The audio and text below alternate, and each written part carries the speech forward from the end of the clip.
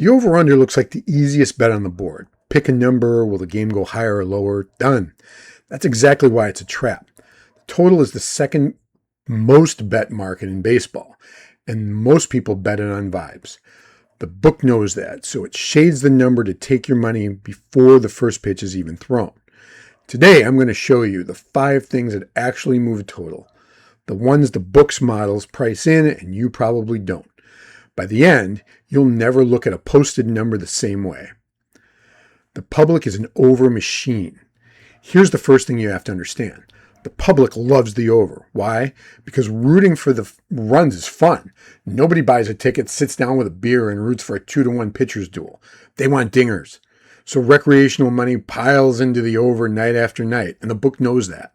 So it shades totals up to half a run, knowing the over crowd will pay the tax. That means your edge usually lives on the unpopular side. The cleanest tell, when a total drops toward the under, even though most of the tickets are on the over. That's reverse line movement. And on totals, it's one of the sharpest signals in baseball. It means the smart money is hammering the under hard enough to override the public. The posted total isn't the truth. Most people see 8.5 and just ask, gut check, over or under. Wrong question. Convert it first. Split the total in half. An 8.5 total is the market saying it expects about 4.25 runs per team. Now you have something to test. Build your own number from the inputs we're about to cover, then compare. You're not betting the total, you're betting the gap between the book's number and yours. No gap, no bet. Same break-even discipline from the run line video. Not all runs are equal. A 9-run total at one park is a screaming over. The same 9 at another park is a solid under. The difference is the building. Coors Field in Denver produces about 28% more runs than league average. It's the most extreme park in baseball, and it's not even close. The air at 5,280 feet is roughly 18% thinner, so the ball just carries. Now flip it. Oracle Park in San Francisco, Petco in San Diego, T-Mobile in Seattle, cool, damp, heavy air that kills fly balls. Same posted total, completely opposite bet. One discipline note, use the 3-year park factor, not last week's. A single hot or cold week can swing a park's number by 10 points on pure variance. The 3-year number is what's actually true about the building. Weather is the underrated input. This is the one casual bettors skip entirely, and it's worth real runs. Start with temperature. Warm air is thinner, so the ball flies. The physicist Alan Nathan put a number on it. Every 1 degree rise in temperature raises a home run probability by about 1%. That's not nothing. A ball hit on a 90-degree afternoon travels 4 to 6 feet further than the same ball on a 50-degree night. That's the difference between a warning track out and a 3-run homer. But wind is the bigger lever. In extreme conditions, wind can change where a fly ball lands by up to 100 feet. So here are the 2 setups to memorize. Wind blowing out plus heat is the optimal scoring environment. Wind in plus the cold suppresses everything. Check the forecast for first pitch, not this morning. Conditions move. Check the roof. Check the one that saves you from a dumb loss. You did the weather homework, wind howling out, hot day, you love the over, then the roof closes and every bit of that edge evaporates. Indoors, weather is irrelevant. Retractable roof parks announce the call before the first pitch. Make the roof status the last box you check before you bet a weather-driven total. The total is decided late, last one, and it's where sharp totals bettors usually win. Everyone handicaps at the starting pitchers. Almost nobody checks the bullpens. But totals live and die in innings 6 through 9. After the starters are gone, a gassed or bottom-tier bullpen turns a comfortable under into an over in 20 minutes. Before you bet, check how hard each pen has been worked the last 3 days.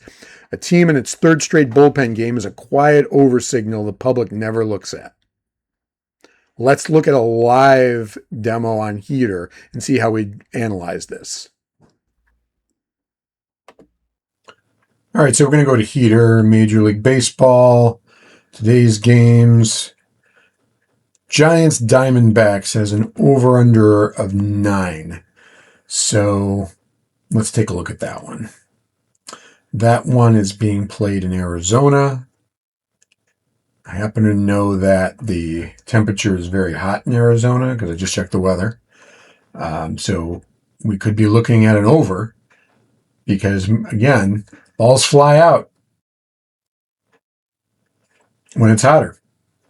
Let's take a look here. We're going to lean under. Okay, here's leaning under. Why? Well,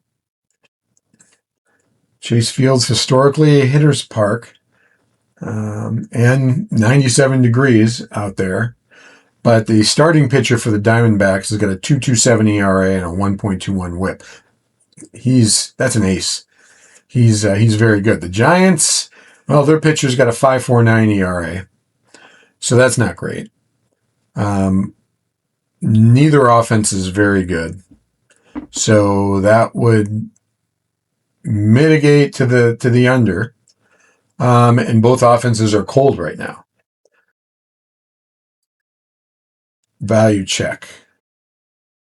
The combined average of 8.28 sits 0.72 runs below the posted line of 9. It's a pretty big gap. Head-to-head, they've averaged 9.3 runs per game over the last 3 seasons.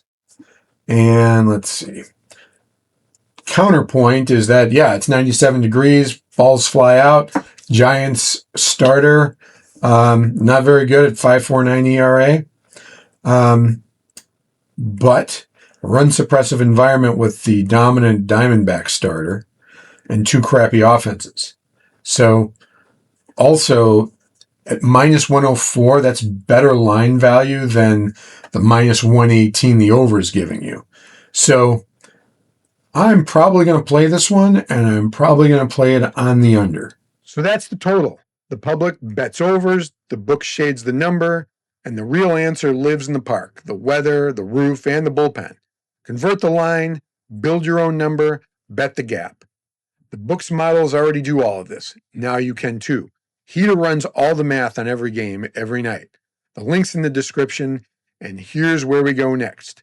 You just learned the bullpen can wreck a total. So in the next video, I'll show you how to sharp sidestep that entirely, betting the first 5 innings. Where you back the starting matchup, you actually researched, and let the bullpen variance be somebody else's problem. Subscribe so you don't miss it. See you in the next one.